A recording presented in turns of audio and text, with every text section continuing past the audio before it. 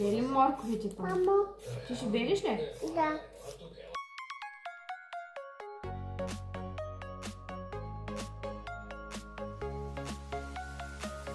Белим и настъргваме на ситно 2 морковчета.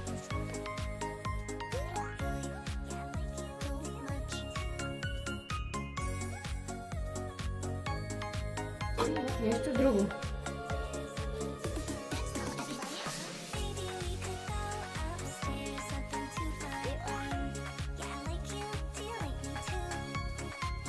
В купа отделяме един белтък, а жълтъка ще оставим за намазване.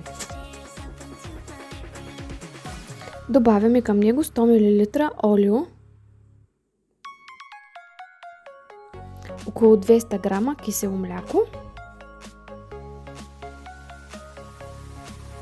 Тук камерата падна и не можа да се снима, но слагаме един бак пулвер, сол на вкус и 3 чайни чаши брашно.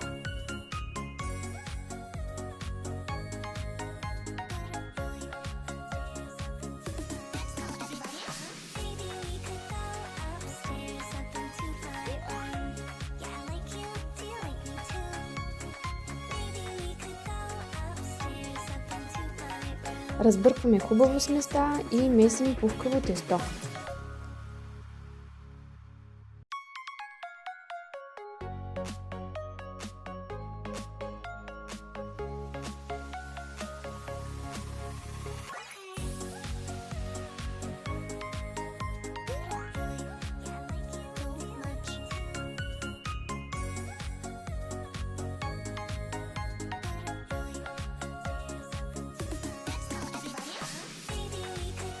Правим малки топчета, големи колкото орех, които редим в тавичка, покрита върху хартия за печене.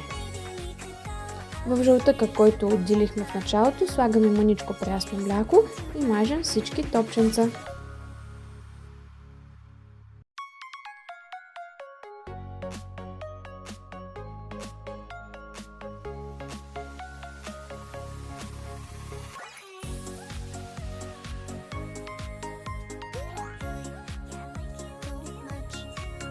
След като сме намазали с жълтъка, печем на 180 градуса до готовност.